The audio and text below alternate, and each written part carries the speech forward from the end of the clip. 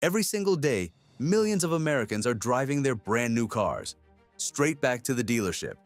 Not for an oil change, not for a checkup, to return them.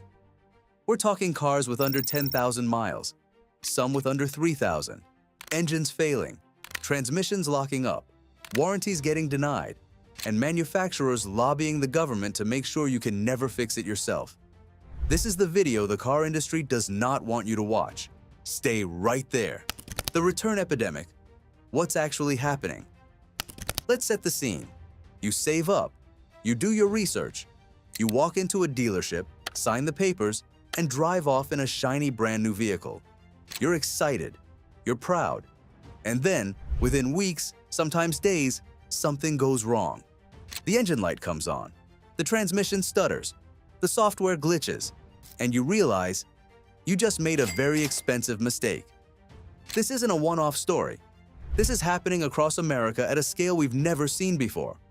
Owners of GMC Yukons, Chevy Silverados, Cadillac Escalades, Ford trucks, BMWs, Teslas, Cadillacs, all returning their vehicles. Some of these cars have barely left the driveway. So what is going on? Is this just bad luck? A few lemons slipping through the cracks? Absolutely not. There is a pattern here, and once you see it, you can't unsee it. The GM disaster, a million trucks with a ticking time bomb. Let's start with the biggest story in the room, General Motors. If you own a GMC Yukon Denali, a Chevy Tahoe, a Silverado, or a Cadillac Escalade with the 6.2-liter V8 engine, listen very carefully. Every truck from model year 2021 all the way through 2026 is affected. We're talking about nearly 1 million trucks on American roads right now with a serious documented problem. These trucks are randomly losing power, completely, while driving, on highways, on off-ramps, in traffic.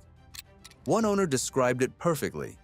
He's cruising, gets off the highway, and suddenly the truck just dies. No warning, no engine power, nothing. Gets towed to the dealer, gets a replacement truck, and then the replacement starts doing the exact same thing. GM's first fix? Change the oil to a thicker grade. That's it. That was their solution for a six-figure truck randomly shutting down at highway speeds. And when that didn't work, they started replacing engines entirely. But here's where it gets truly insane. The replacement engines are failing too. And if that wasn't enough, GM also has a separate recall on the push-button transmission found in these newer trucks. The rear wheels can literally lock up while you're driving. Their solution? They installed a monitoring system that gives you a 5,000-mile warning before your transmission fails. Not a fix, a countdown timer to disaster. GM is now under federal investigation. Class action lawsuits are being filed, and owners are stuck because even the dealers don't have the parts to fix it. Some people are waiting months. This is not a minor recall. This is a full-blown crisis. Ford's dirty secret: they're building cars to break. Now let's talk about Ford, because GM isn't alone in this mess, not even close. Ford's 10-speed automatic transmission, the one they put in millions of F-150s and other trucks, has a plastic transmission pan on a precision-engineered 10-speed gearbox. Plastic. Why would an engineer do that? Simple. They wouldn't. An accountant would. Here's the business model that Ford and GM have quietly shifted to, and mechanics across the country are calling it out. These companies don't make much money selling you the truck. The real money, it's in the repairs. Dealership service departments are massive profit centers, so the incentive is to build a vehicle that works just long enough to get out of warranty, and then starts falling apart right on schedule. And now Ford and GM are taking it one step further. Their executives actually went to Washington and lobbied to restrict your right to repair your own vehicle. They want to lock the diagnostic software so that only their dealerships can access it. Independent mechanics? Locked out. Your own garage? Forget it. You'd be legally required to take your truck to the dealership, where they charge 3 times the rate and upsell you on everything. Mechanics are furious. One shop owner put it bluntly: Ford and GM don't want us working on their vehicles? Fine. We don't want to work on their junk anyway. But the real victims here are everyday Americans who just want to fix their own property. The diesel trap. DEF systems holding trucks hostage. Here's a chapter that doesn't get enough attention: the diesel truck DEF system nightmare. DEF stands for diesel exhaust fluid. It's a government-mandated emission system built into every modern diesel truck. Ram, Chevy, GMC, Ford, doesn't matter the brand. And when it malfunctions, your truck doesn't just throw a warning light. It goes into what's called limp mode. Your speed gets capped, your power gets cut, and in some cases, the truck won't start at all. One owner bought a brand new Duramax off the lot, couldn't even figure out how to fill the DEF tank because the filler cap was just a rubber plug with no labeling. He had to ask the internet. On a brand new truck. Another owner had his truck trailered 4 to 5 hours to a specialist shop because the DEF system had completely crippled it. 98 miles until a 65 miles per hour speed cap kicked in, check engine light blazing, service warnings everywhere, on a truck with barely any miles on it. And then there's the Cummins 5500 story, a 2024 model where the flex plate broke. They fixed it. It broke again 2,000 miles later. They fixed it again. Then the crankshaft cracked, bolt sheared off, the timing cover cracked, all within the first few thousand miles. The dealer denied the warranty on a brand new truck. That's not a lemon, that's a lawsuit. Even Toyota isn't safe. The Tundra's triple recall disaster. And just when you thought Toyota was the safe bet, think again.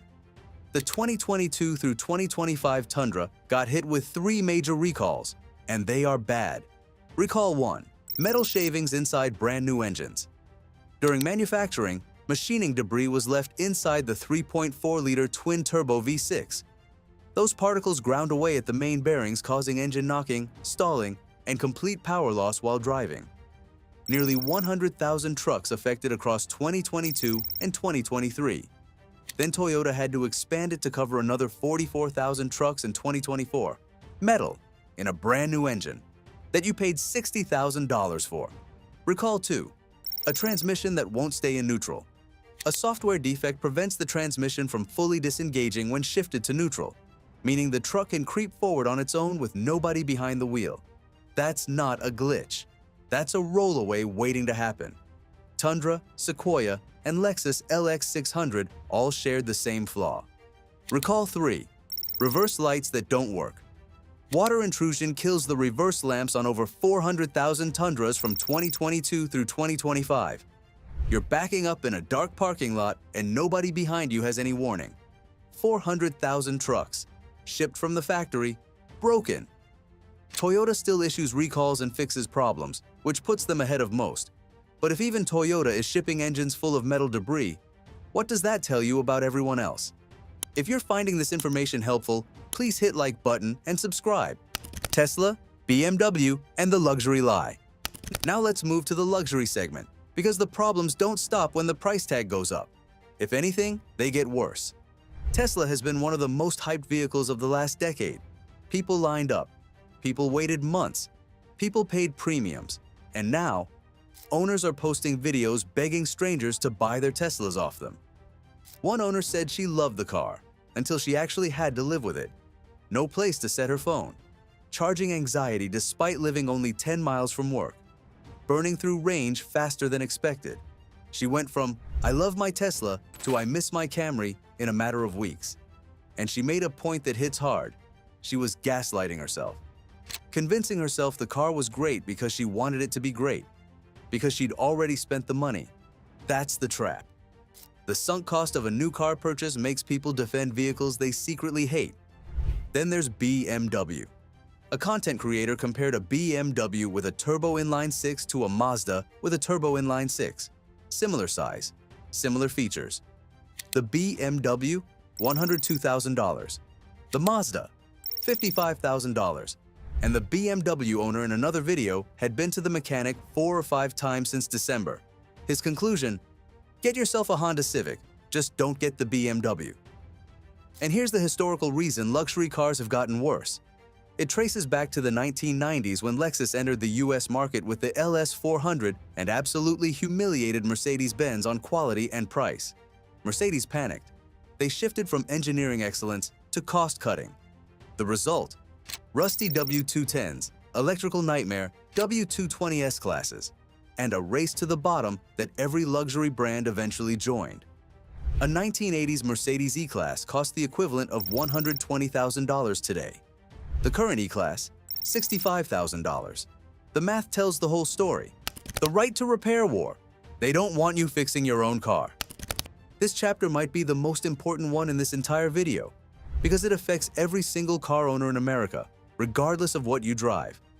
There is a battle happening right now over your right to repair your own vehicle, and the manufacturers are winning. Modern cars are loaded with proprietary software, and automakers are actively blocking access to that software, meaning independent mechanics, small-town body shops, and even you in your own driveway cannot diagnose or repair your own vehicle without manufacturer approval. Ford and GM executives literally went to the White House to lobby for legislation that would make this permanent. Their argument? The software is dangerous in the hands of the public. The real reason? Every repair you do yourself or at an independent shop is money they don't make. Think about it this way. Anti-steering laws in insurance exist specifically to protect your right to choose where your car gets repaired after an accident. Those laws exist because we recognize that forcing someone to use a specific shop is wrong. So how is blocking diagnostic data any different? You own the car, you paid for it, but you can't fix it without their permission. One mechanic said it perfectly. In what world is this the land of the free if you can't even fix your own property? And that question deserves an answer. The financial trap. Why buying new is the worst decision you can make. Let's talk money. Because beyond the mechanical failures and the software lockouts, there's a financial disaster hiding inside every new car purchase. The second you drive a new car off the lot, it loses value immediately. We're not talking a little bit. We're talking thousands of dollars gone before you even get home. And if you financed it, you're now paying interest on a depreciating asset. Every month, you owe more than the car is worth. One young owner admitted it straight. Buying a brand new car was the worst financial decision of his life. Not because the car was terrible, but because of the math. 2 years in, the car was already old. He was still paying new car prices plus interest. He wished he'd saved $20,000 cash and bought used instead. And then there's the leasing angle. One owner made the point that leasing saved him, because when the car turned into a gas-guzzling, value-hemorrhaging problem, he could just hand it back. No negative equity, no rolling debt into the next purchase. Just walk away. The smartest move in today's market? Buy a reliable used vehicle with cash. Something older, simpler, with fewer electronic systems to fail. Something you can actually work on. Something that will still be running in 30 years. Because the cars being built today absolutely will not be. The planned obsolescence conspiracy. Are they doing this on purpose?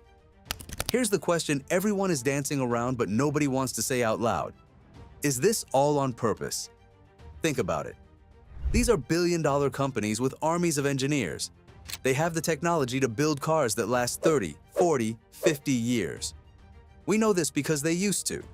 A 1980s Toyota Land Cruiser is still running today.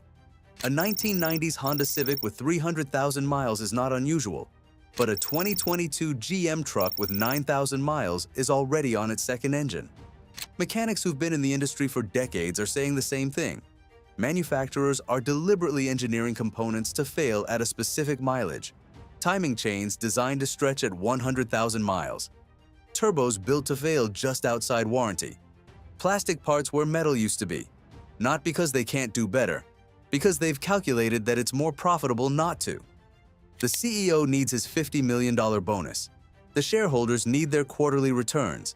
And the easiest way to guarantee repeat revenue is to build a car that forces you back into the dealership. For repairs, for parts, and eventually for a brand new purchase because the old one became too expensive to maintain. 20 years ago, we genuinely believed the future of cars was going to be incredible. Better technology, better reliability, better value. Instead, we got push-button transmissions that lock up your rear wheels, engines that fail twice before 10,000 miles, and software that locks you out of your own vehicle. The future arrived, and it's a lemon. What you should actually buy, the brand's holding the line. So with all of this chaos, what should you actually buy?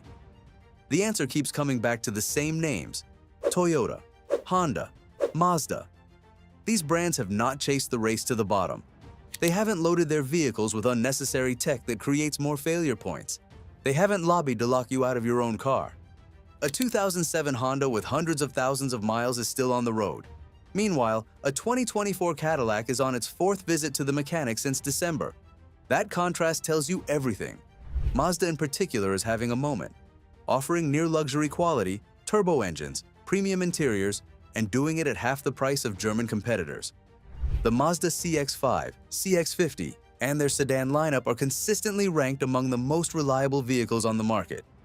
And if you're set on a truck, look at older body styles, pre-2019 if possible, before the push-button transmissions, before the DEF systems became mandatory, before the 6.2-liter V8 became a liability. Find something simple, mechanical, and fixable, because the ability to fix your own vehicle, while you still legally can, is worth more than any touchscreen infotainment system. The old mechanic in the video said it best. He's going back to building old vehicles, putting a 200-horsepower Honda engine in a dune buggy, because at least he knows it'll run. Millions of Americans are returning their new cars, and now you know exactly why. So tell us right now in the comments, what brand do you drive, and has it let you down? Your story could save someone else from making a $60,000 mistake. And if you enjoyed the content, smash that like button and subscribe for more auto content. Thanks for watching, and see you in the next video.